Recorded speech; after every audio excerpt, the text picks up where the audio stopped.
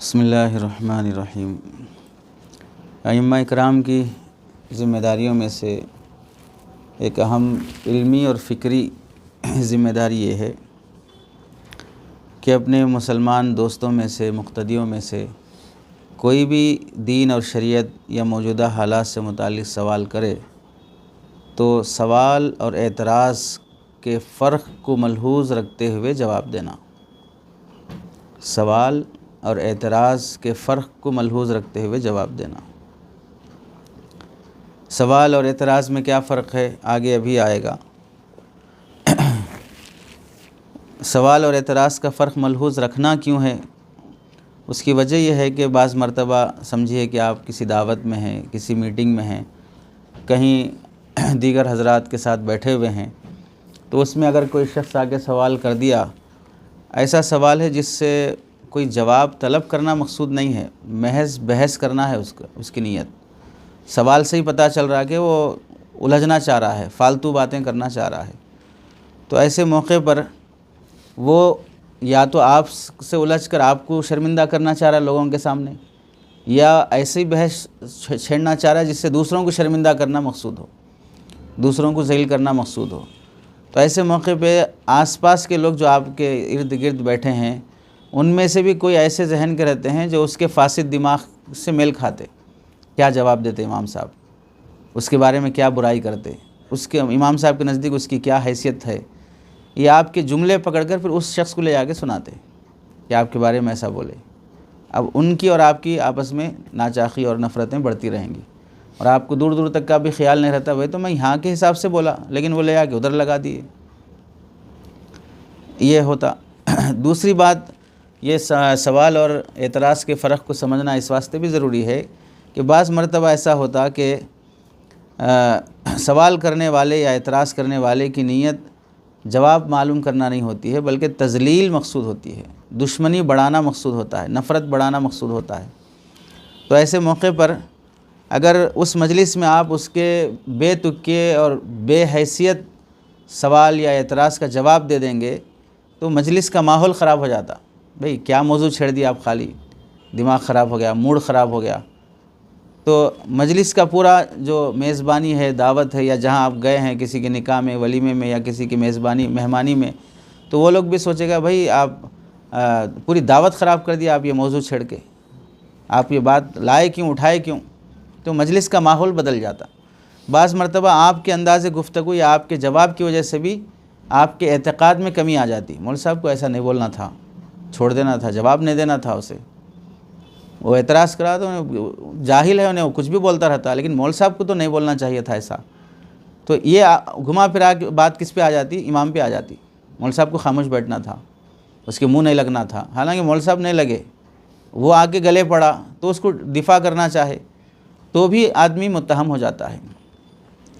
بعض مرتبہ ایسا ہوتا کہ ایک شخص کا پورا سوال جو ہے پورے مجمع کے ذہن کو بھی خراب کر دیتا۔ دوسروں کو فائدہ کیا ہوتا وہ الگ بات ہے۔ تو یہ سوچنا کہ بھئی سوال کس متعلق کر رہا ہے اور کس مقصد سے کر رہا ہے، اس کو ہمیشہ ذہن میں رکھنا۔ چنانچہ بعض مرتبہ ایسے سوالات بھی ہوتے ہیں جو بالکل فضول قسم کے رہتے، جس سے نہ سائل کو نفع ہے، نہ مسئول کو نفع ہے، نہ سامع کو نفع ہے، کسی کو نفع نہیں ہے۔ اس لیے ایک بہترین ہدایت دی جاتی ہے حضرت تھانوی رحمۃ اللہ علیہ کی طرف سے۔ کتنی اچھی بات ہے، دیکھیں، واقعتاً ایک حکیم الامت ہی کہہ سکتا ہے بات۔ اعتراض بھی کبھی کبھار بشکل سوال ہوتا ہے، وہ بھی سمجھنا مجیب جواب دینے والے کی ذمہ داری ہوتی ہے۔ کیسا؟ اعتراض اور سوال میں فرق کیا ہے؟ اعتراض میں معترض خود کو جواب کا عالم سمجھ کر پھر اعتراض کرتا ہے۔ میں جو پوچھنا چاہ رہا ہوں آپ سے وہ معلوم ہے میرے پہلے سچ کیا ہے، لیکن آپ کو میں جاہل ثابت کرنا چاہ رہا ہوں، سمجھ رہے؟ یہ ہے اعتراض۔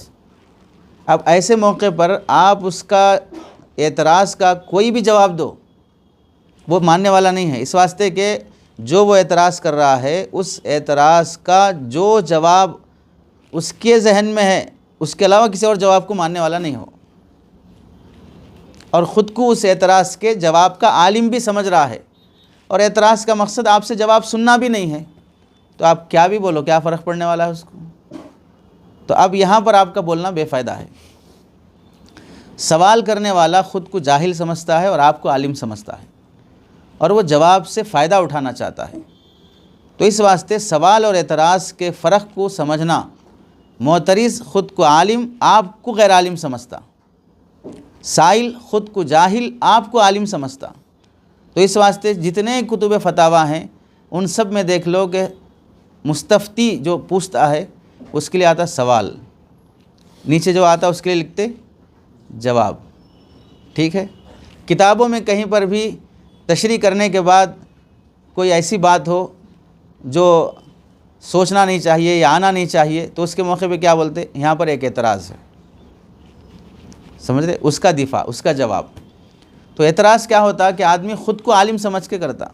تو پبلک میں بھی ایسے جاہل ہوتے ہیں جو خود کو عالم سمجھتے، دینداروں میں بھی ہو سکتے، داڑھی والوں میں بھی ہو سکتے، تقاضے والوں میں بھی ہو سکتے، کہ خود کو دیندار عالم سمجھ رہے ہیں اور آپ پر وہ الٹا اعتراض کرنا چاہ رہے ہیں۔ تو ایسے موقع پہ کیا کرنا؟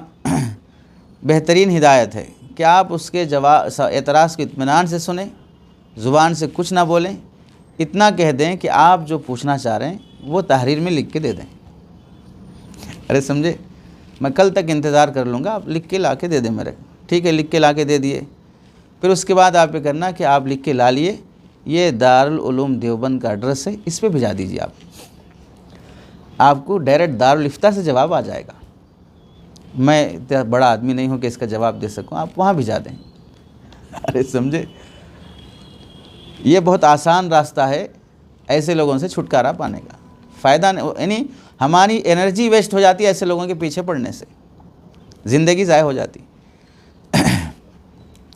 بعض موقع پر سوال کرنے والا ایسا بھی ہوتا ہے کہ ایک ہی مسئلے کا آپ سے بھی سوال کرتے، اسی مسئلے کا آپ سے بھی سوال کرتے، آپ کیا جواب دیتے، آپ کیا جواب دیتے؟ تو کیا کرتے؟ پہلے ایک سے پوچھ لیتے، جواب معلوم ہو گیا رہتا، پھر آ کے آپ سے پوچھتے، آپ ایک الگ جواب دیتے، تو پھر یہ بولتے نہیں وہ مول صاحب تو ایسا جواب دیے ہمارے کو۔ اب اس کے بعد آپ کا جواب یہ سننا رہتا ان کا اصل، کہ ان مول صاحب کے بارے میں آپ کا جواب کیا رہتا۔ مسئلے کا جواب معلوم کرنا نہیں رہتا، مول صاحب کا جواب معلوم کرنا رہتا ان کہ مول صاحب جو جواب دیے ہیں اس جواب پر آپ کا کیا ریاکشن ہے۔ اب آپ بولیں گے بھئی وہ تو ہمارے سامنے کا بچہ ہے، اب پڑھ کے آیا ہے، اس کو کیا معلوم ہے، اور غلط بتا دیے ہیں، ایسا ہے اس نے مسئلہ، آؤ بیٹھو بولو میرے سامنے، کچھ بھی ایسے جملے نکل گئے۔ اب یہ سارے جوابات لے آ کے یہاں پیش کرتے۔ ارے سمجھے؟ علاقے میں، اضلاع میں، گاؤں دیہاتوں میں ایک عالم دوسرے عالم سے جو بھیڑ رہا ہے نا، بہت سی چیزوں کی وجوہات وہ غلط فہمیاں ہیں، بس کوئی آئرہ غیرہ کہ اس کے بارے میں یہ سنا دیا، اس کے بارے میں یہ سنا دیا، یہ دونوں آپس میں مل کے بھائی آپ میرے بارے میں کچھ ایسا بولے یا اس طرح کی بات ہے، یہ آپس میں مل کے تبادلہ خیال یا صاف صفائی نہیں، وہ دور کی سنی ہوئی بات سے ہی بدگمان ہوتے جاتے ہیں۔ تو آپس میں تقابل، ایک دوسرے کو نیچا دکھانا، یہ ساری چیزیں رہتی ہیں۔ اس لیے اپنی مہارت اور استعداد کے ذریعے آدمی یہ پہچاننے کی کوشش کر لینا کہ پوچھنے والا سوال کر رہا ہے یا اعتراض کر رہا ہے۔ اگر اصلاحی سوال ہے واقعتاً تو ضرور تسلی اور تشفی بخش جواب دینا چاہیے، اور اگر بیکار ہے یا مجمع میں دینا مناسب نہیں ہے، تنہائی میں دینا ہے، تو بول دینا ابھی میں اس کا جواب نہیں دے سکتا، آپ بعد میں ملیے، اس کے بعد میں آپ کو بتا دیتا ہوں جو بھی ہے، اکیلے میں بتا دیتا ہوں، ایسے جواب دے دینا۔ یا اگر نہ تنہائی میں دینے کے قابل نہ مجمع میں دینے کے قابل تو خاموش ہو جانا بس۔ اگرچہ کہ وہاں تھوڑی دیر کی خاموشی ایسے لگے کہ بھئی ہم کو جاہل سمجھ رہا ہے، ہماری انسلٹ ہو رہی ہے، ہماری حیثیت نہیں ہے، لیکن اس کے بعد کے بڑے فتنے سے بچ جاتے ہم۔ اور سب سے بڑا فتنہ ہے کہ ذہنی ٹینشن۔ ذہنی ٹینشن کیسے؟ اب ایسے جاہلوں کے منہ لگنے سے جو ان کا ریاکشن ہوتا نا، وہ ریاکشن ہم سنبھال نہیں سکتے۔ ارے سمجھے؟ عام آدمی اگر اپنی اصلیت پہ اتر گیا تو کتنے نیچے اترتا، ماں بہن پہ بھی آ جاتا، گالیوں پہ بھی آ جاتا، سب پہ آ جاتا انہیں۔ مولوی اگر نیچے اترنا چاہے تو کتنے نیچے اتریں گا؟ نالائق، بدتمیز، احمق، بیوقوف۔ یہی اس کے نزدیک چند شریف جملے ہیں، اس سے آگے نیچے نہیں اتر سکتا، انہیں ماں بہن تک نہیں آ سکتا۔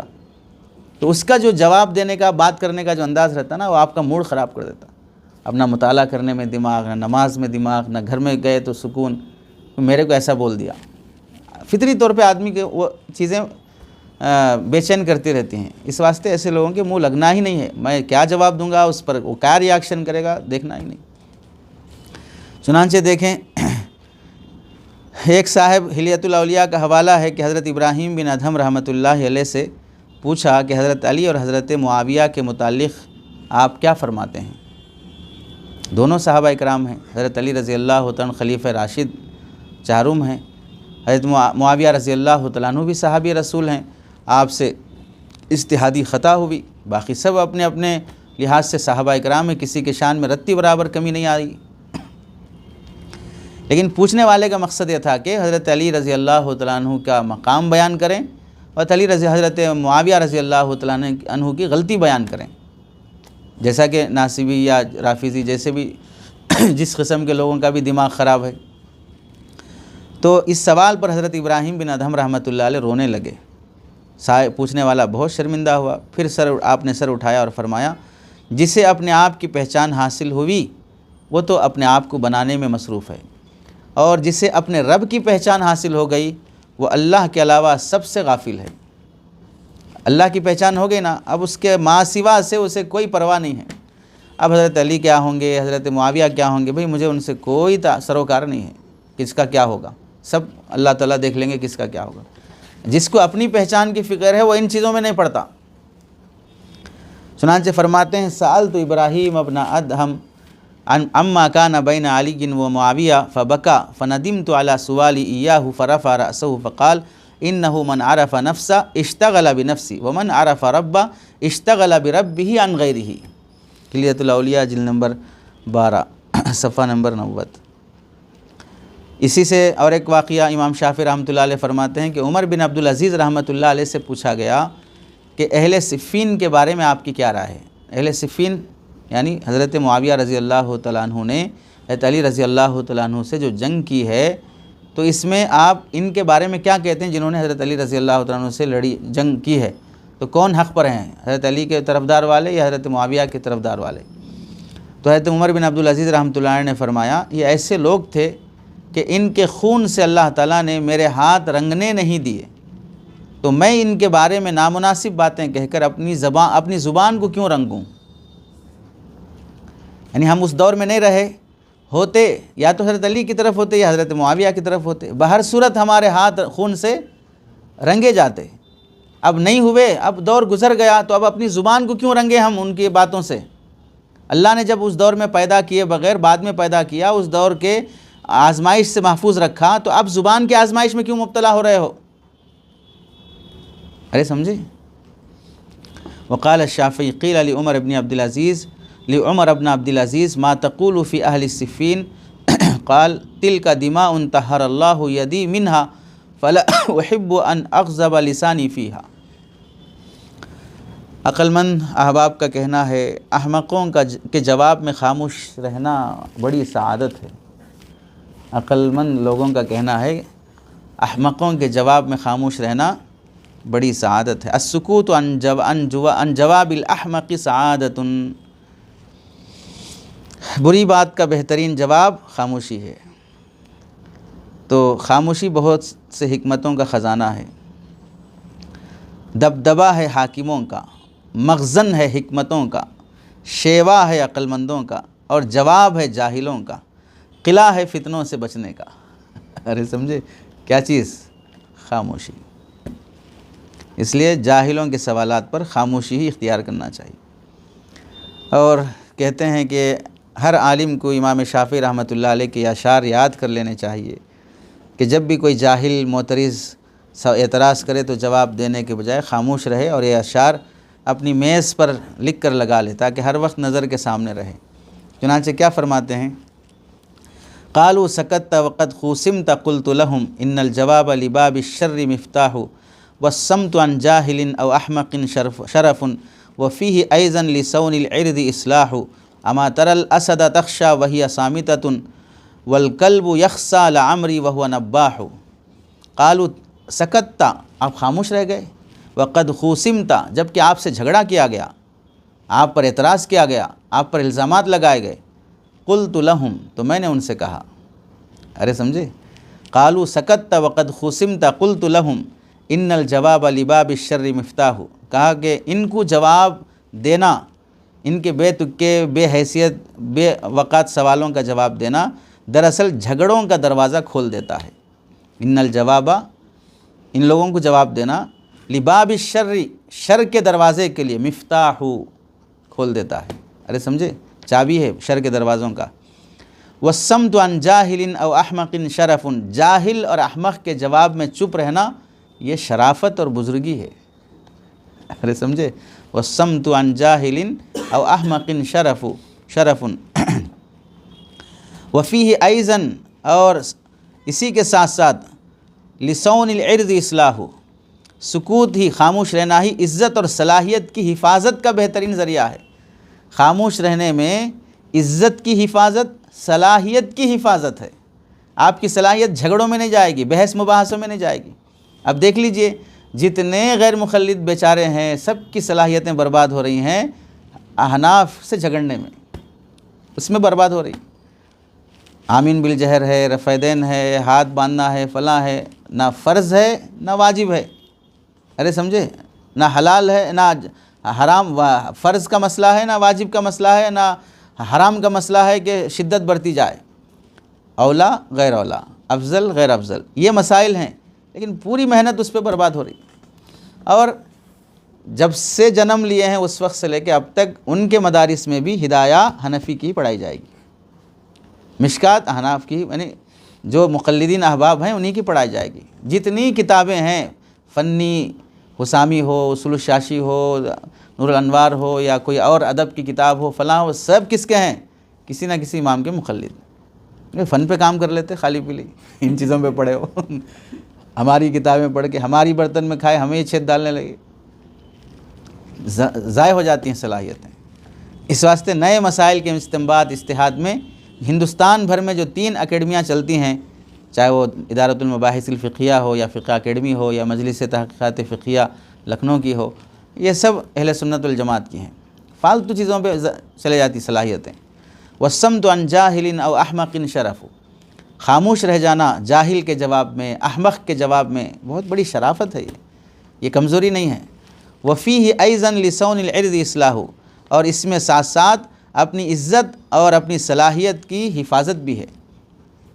اما ترا، اس کے بعد استدلال دیکھیے، اما ترا، کیا تم نہیں دیکھتے، الاسد تخشی وہی صامتۃ، شیر سے ڈرا جاتا ہے جبکہ شیر خاموش بیٹھا ہے، ٹھیک ہے، والکلب یخشی لعمری وہو نباہ، اور کتا بھونک رہا ہے پھر بھی اسے پتھر مارے جا رہے ہیں، ارے سمجھے، ارے بھونک رہا بول کے بھاگ جانا نا، بھونک رہا تو پلٹ کے مار رہے اس کو، اس کے بھونکنے کا پبلک پہ اثر ہی نہیں ہوا اور مار رہے اس کو بھونک رہا بول کے، اور خاموش بیٹھا ہے پھر بھی خوف چھایا ہوا ہے، ارے سمجھے۔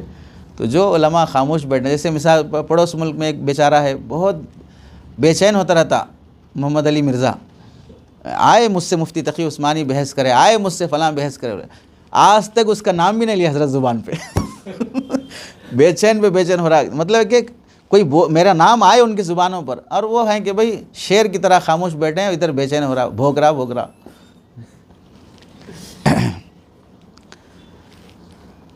حاسد کو بہترین جواب بھی اس کے حسد میں اضافے کا سبب بن جاتا ہے۔ حسد کرنے والے کو اب اچھا جواب بھی دو، پھر اور حسد بڑھ جائے گا اس کا۔ اسی واسطے امام غزالی رحمۃ اللہ علیہ فرماتے ہیں، جس کا سوال یا اعتراض حسد کی اور بغض کی بنیاد پر ہو تو اس کو جتنی فصاحت سے، وضاحت سے، احسن طریقے سے جواب دیا جائے تو اس کی بغض، عداوت، دشمنی میں اضافہ ہی ہوگا۔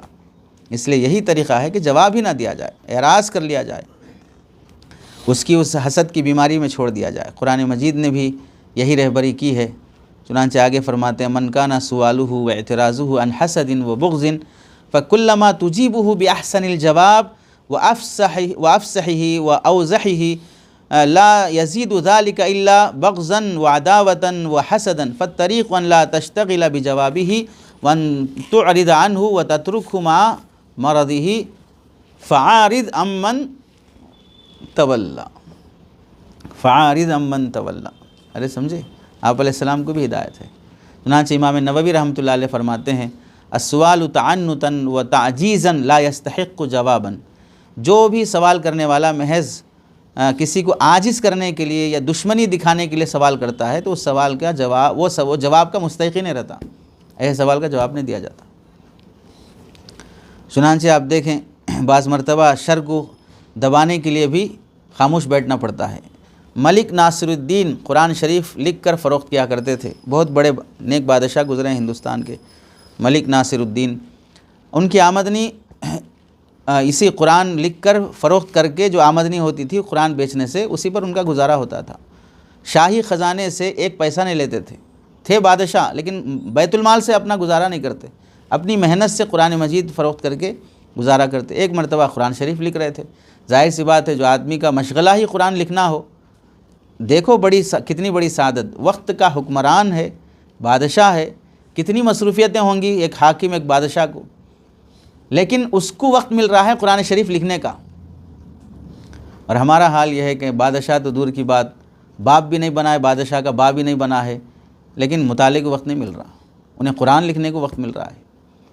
کتنے کم سعادت مند ہوں گے وہ بندے جنہیں اپنی زندگی میں اپنے ہاتھوں سے قرآن لکھنا نصیب ہوا ہو۔ ارے کتابیں لکھے، حدیثیں لکھے، فلاں لکھے، قرآن لکھنا کس کو نصیب ہوا؟ کتنے کم ایسے سعادت مند بندے ہیں۔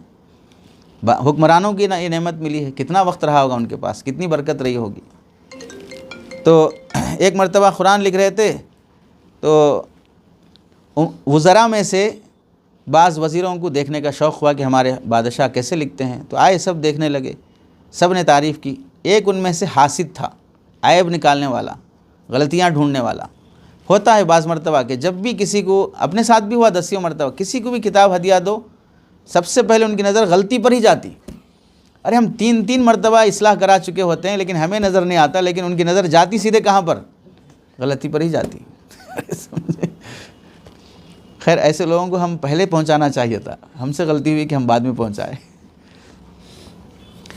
تو وہ کہنے لگا کہ یہاں اس لفظ پر فتح آنا چاہیے، زبر ہونا چاہیے، زیر نہیں ہونا چاہیے۔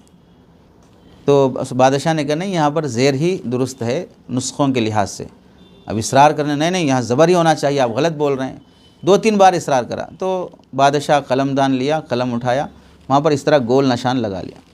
ٹھیک ہے میں انشاءاللہ اس کو درست کر لیتا ہوں، جزاک اللہ آپ میری رہبری کیے، اتنا بول کے دیکھ لیے، ہو گئے، نکل گئے۔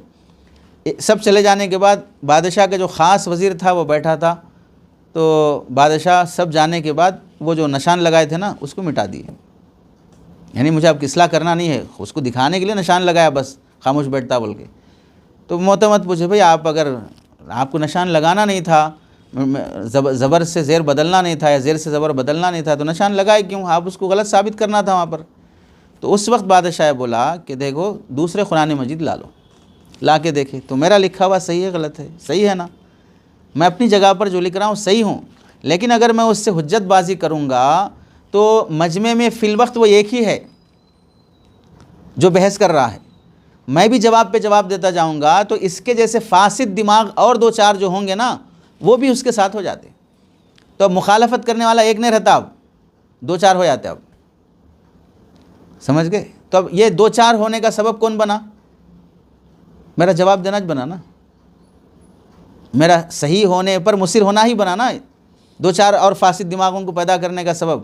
تو ایسے موقع پر اگر میں اس کی بات مان لیا، فتنے مان لینے کا مطلب اس کو مطمئن کرنے کے لیے میں بولا ٹھیک ہے صاحب میں درست کر لیتا ہوں، اچھی بات، جزاک اللہ، آپ اچھا بولے، آپ رہبری کرے، اتنا میں بول دیا، تو اگر وہ سمجھو کہ مخلص ہے تو خوش ہو جائے گا، ریاکار ہے، دکھاوا اور شر والا ہے تو اس کے شر سے میں بچ جاؤں گا اور اس سے بحث کرنے میں میرا وقت ضائع نہیں ہوگا۔ رہی بات ہے کہ نشان لگا کے مٹانا، یہ زیادہ آسان کام ہے یا یہ زیادہ مشکل ہے، یا اس سے بحث کر لے کے بعد میں دماغ خراب کر لینا یہ زیادہ مشکل ہے؟ نہیں سمجھے؟ نشان لگا کے مٹانا آسان کام ہے نا، اس سے کون بحث کر لیتے رہتے؟ تو صحیح ہونے کے بعد بھی سامنے والے کو بعض مرتبہ اس کے سامنے ہاں آپ صحیح کہہ رہے ہیں، آپ ٹھیک کہہ رہے ہیں، یہ بول دینا اس واسطے رہتا ہے کہ اس کے لگنا بیکار ہے، اس سے الجھنا بیکار ہے۔ حسن بصری رحمۃ اللہ علیہ سے دیکھیے کتنے بہترین واقعات ہیں۔ حجاج بن یوسف الثقفی ایک بار ان کے پاس آیا اور پوچھنے لگا کہ آپ حضرت علی ابن ابی طالب اور حضرت عثمان بن عفان کے بارے میں کیا کہتے ہیں؟ یعنی حضرت عثمان رضی اللہ تعالیٰ عنہ کے زمانے میں آپس میں صحابہ میں اختلاف نہیں ہوا، حضرت علی رضی اللہ تعالیٰ عنہ کے زمانے میں ہوا، تو کون سا زمانہ بہتر؟ یہ پوچھنا تھا اس کو۔ تو حسن بصری رحمۃ اللہ علیہ نے کیا جواب دیا؟ میں وہی جواب دوں گا جو مجھ سے بہتر آدمی سے، مجھ سے بہتر آدمی سے تجھ سے برے آدمی نے سوال کیا۔ ارے سمجھے؟ تو مجھ سے بہتر آدمی نے جو جواب دیا وہی جواب میں دوں گا۔ کیا ہے وہ جواب؟ فرعون نے حضرت موسیٰ علیہ السلام سے پوچھا تھا فما بال القرون الاولی، ارے سمجھے؟ جو پہلے زمانے کے لوگ گزر گئے نا، وہ کہاں ہیں اب؟ جنت میں ہیں کہ جہنم میں ہیں؟ حضرت موسیٰ علیہ السلام دعوت دینے کے لیے آئے، سورہ طٰہٰ کی آیت ہے کہ بھئی ایمان لاؤ، تو جو حضرت موسیٰ علیہ السلام سے پہلے گزر گئے ہیں وہ تو حضرت موسیٰ پہ ایمان نہیں لائے، تو اب جو ایمان لائے بغیر گزر گئے وہ کون ہیں؟ یہ جہاں موجود لوگ ہیں نا دربار میں، ان کے ہی ماں باپ ہیں وہ لوگ۔ اب ان کے ماں باپ اگر جہنم میں ہیں بولیں گے تو یہ سب کیا ہو جائیں گے؟ ناراض ہو جائیں گے حضرت موسیٰ علیہ السلام سے، اور اگر بولیں گے کہ وہ سب جنت میں ہیں تو پھر آپ پہ ایمان لانے کی ضرورت کیا ہے؟ پھر وہ تو آپ پہ ایمان لائے بغیر ہی گئے نا، تو پھر بھی جنت میں ہے نا وہ لوگ۔ تو جواب دیتے تو بہر صورت کیا رہتی؟ دشواری رہتی۔ تو حضرت موسیٰ علیہ السلام نے کیا فرمایا؟ قال علمها عند ربی فی کتاب، میں نہیں جانتا، اللہ کو معلوم۔ ارے سمجھے نہیں سمجھے؟ تو بالکل یہاں حضرت حسن بصری رحمۃ اللہ نے فرمایا حضرت عثمان حضرت علی رضی اللہ تعالیٰ عنہ کے بارے میں نہیں جانتا کس کا دور کیا ہے، وہ سب میرے نزدیک صحابہ ہیں۔ اور ایسے موقع پر موضوع بدل دینا بھی بہت بڑی حکمت کی دلیل ہوتی ہے۔ کوئی بحث کرنے، فالتو اعتراض کرنے کے لیے آیا، ٹاپک بدل دینا بھی بڑی حکمت کی بات ہوتی ہے۔ چنانچہ استدلال کے طور پر اللہ کے نبی علیہ السلام کے سامنے ایک صحابی آ کر پوچھنے لگے یا رسول اللہ متی الساعہ، قیامت کب آئے گی؟ تو آپ علیہ السلام نے کیا فرمایا؟ فلاں ٹائم پہ آئے گی، فلاں تاریخ میں آئے گی، 2025 میں آئے گی، 2014 میں آئے گی، ایسا کچھ بھی نہیں فرمایا۔ ما عادت لہا، کیا تیاری کرے اس کے واسطے آپ؟ جواب بدل، سوال کا رخ کیا کر دیے؟ یعنی قیامت کب آئے گی وہ آپ سے متعلق ہے نہیں ہے، آپ سے متعلق ہے قیامت کی تیاری کرنا، موت کی تیاری کرنا، اس کی فکر کرو نا آپ۔ پھر جواب کا رخ بدل دینا بھی بہت بڑی حکمت کی بات ہوتی ہے۔ شیخ عبد الفتاح ابو غدہ رحمۃ اللہ علیہ کی کتاب ہے الرسول المعلم واسالیبہ فی التعلیم، کہ رسول معلم صفت کے ساتھ اور آپ کے تعلیم کا طریقہ۔ تو اس میں لکھا ہے کہ بسا اوقات لوگ ایسے فضول سوالات کرتے ہیں جن کا خارج میں کوئی وقوع نہیں رہتا، صرف ولو فرضنا، اگر مان لیں ایسا ہو، اگر فرض کر لیں ایسا ہو، تو ایسے سوالات کا جواب نہیں دینا چاہیے۔ امام جزری بن ثابت رضی اللہ تعالیٰ عنہ سے نقل کرتے ہیں کہ جب ان سے کوئی ایسا سوال کرتا تو پوچھتے کیا یہ واقعہ ہوا؟ اگر کہتا کہ ہاں ہوا ہے تو پھر اس کا جواب دیتے، نہیں اگر مان لیں ایسا ہوا تو بولتے اس کا جواب نہیں میرے پاس، ہوا ہے تو بتائیں گے۔ فرضی سوالات کے جوابات نہیں دیے جاتے تھے۔ تو لایعنی سوالات کے جوابات میں نہیں پڑھنا چاہیے، اس میں اپنا قیمتی وقت ضائع ہو جاتا ہے، بیکار سوالات، غیر ضروری باتیں، بالآخر نتیجہ یہ ہوتا ہے کہ آدمی، افراد اور قوموں کی جو قوتیں ہیں وہ سلب ہو کے رہ جاتی، مفلوج ہو جاتی ہیں، پوری زندگی جو ہے اسی میں اس کو غلط، اس کو غلط، اس کو غلط بولنے میں چلے جاتی۔ اب دیکھ لو جو علماء دیوبند اور اہل سنت والجماعت اور مسلکی لوگوں سے، مقلدین سے جو اختلاف کرتے ہوئے غیر مقلد بن کے جو کر رہے ہیں، سمجھ میں نہیں آتا کون سا بڑا کارنامہ کر رہے ہیں بیچارے، ہمیشہ اس پہ اعتراض، اس پہ اعتراض، اس پہ اعتراض، اس پہ کیا کر رہے ہیں آخر؟ کچھ تو بھی اچھے کام کرو، کچھ تو بھی مثبت اور پازیٹیو کام کرو۔ غلط بولنے میں ہی ساری زندگی گزر گئی، اور وہ اپنی جگہ پر غلط ہے، صحیح ہے، وہ الگ مسئلہ ہے، وہ اپنی جگہ پر صحیح ہے، اس کو غلط تقلید کرنے میں گزر گئی، غلط ثابت کرنے میں گزر گئی۔ فالتو سوالوں سے ہی امت برباد ہو جاتی ہے۔ حکیم الامت اشرف علی تھانوی رحمۃ اللہ علیہ کے واقعات اس موقع پر بہت رہبری دیتے ہیں ائمہ اکرام کو، جو ایسے سوالات کے جوابات آپ سے بھی ہوئے تھے، تو آپ نے کیا جواب دیے تھے وہ چند مثالیں یاد ہو جانا۔ ایک آدمی سوال کیا کہ فلاں کام گناہ کبیرہ میں داخل ہے یا گناہ صغیرہ میں داخل ہے؟ تو حضرت نے پوچھا اگر گناہ صغیرہ میں داخل ہے تو کیا کرنے کا ارادہ ہے؟ ارے سمجھے؟ وہ بولا کہ ہاں، وہ حضرت فرماتے اگر وہ کہتا کہ ہاں تو میں کہتا ہوں کہ پھر کیا کبھی ایسی ہی چھوٹی سی چنگاری یہ سوچ کر کہ بھئی کوئی بڑی چنگاری نہیں ہے، بڑا انگارہ نہیں ہے، چھوٹی چنگاری ہے، یہ سوچ کر کبھی اس کو اپنے جیب میں یا اپنے پیجامے میں ڈال لیا؟ جرأت کیا کبھی اپنے کپڑے میں ڈال لینے کی؟ اگر وہ کہے گا کہ نہیں کیونکہ ذرا سی چنگاری بھی بہت بڑی ہو جاتی ہے، تو میں بھی کہوں گا چھوٹے گناہ کو بھی چھوٹی چنگاری پہ قیاس کر لو، جیسے چنگاری بڑی ہو جاتی ہے چھوٹے گناہ بھی کبھی بڑے ہو جاتے ہیں۔ یعنی یہ جواب دینا کہ ہاں یہ گناہ صغیرہ ہے، ہاں یہ گناہ کبیرہ ہے، یہ بولنے کے بجائے یہ پوچھنا کیوں آپ کو، کیا واسطے پوچھ رہے آپ؟ ایک صاحب سوال کرے اگر ہم کچھ پڑھ کر چند مردوں کو ثواب بخشیں گے یا کچھ صدقہ خیرات کر کے، تو وہ سارا ثواب، جیسے ہم سمجھو کہ 3 مرتبہ سورہ اخلاص پڑھے تو ایک قرآن کا ثواب، تو یہ پڑھ کر ہم 1,00,000 مردوں کو بخشے تو یہ قرآن کا ثواب ڈیوائیڈ ہو کر اس کو ایک آیت کا، اس کو ایک آیت کا، اس کو ایک آیت کا ایسا تقسیم ہوگا، یا ہر ایک کو ایک ایک قرآن کا ثواب ملے گا؟ ارے سمجھے؟ تو بظاہر معقول سوال لگ رہا ہے۔ حضرت تھانوی نے اس کا جواب دیا، بھئی تم اس فکر میں کیوں پڑے کہ تقسیم ہوگا کہ تقسیم نہیں ہوگا ثواب؟